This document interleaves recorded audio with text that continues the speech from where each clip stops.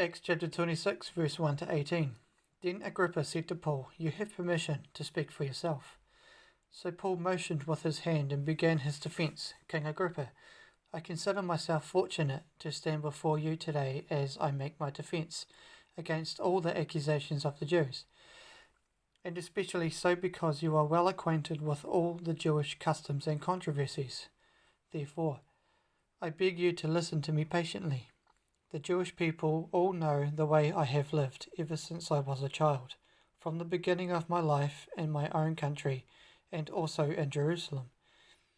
They have known me for a long time and can testify, if they are willing, that I conformed to the strictest sect of our religion, living as a Pharisee.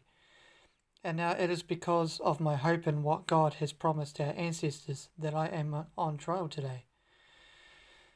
This is the promise our 12 tribes are hoping to see fulfilled as they earnestly serve God day and night. King Agrippa, it is because of this hope that these Jews are accusing me. Why should any of you consider it incredible that God raises the dead? I too was convinced that I ought to do all that was possible to oppose the name of Jesus of Nazareth, and that is what I did in Jerusalem.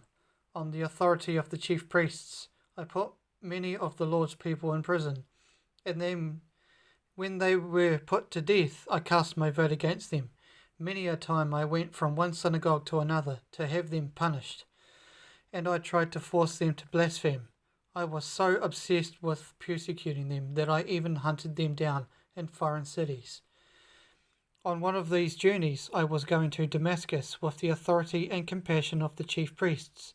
About noon, King Agrippa, as I was on the road, I saw a light from heaven, brighter than the sun, blazing around me and my companions.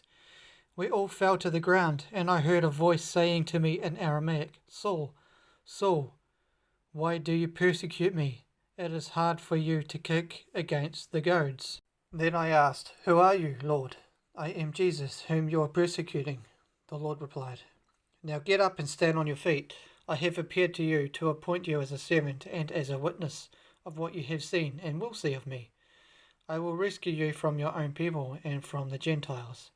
I am sending you to them to open their eyes and turn them from darkness to light, and from the power of Satan to God, so that they may receive forgiveness of sins and a place amongst those who are sanctified by faith in me."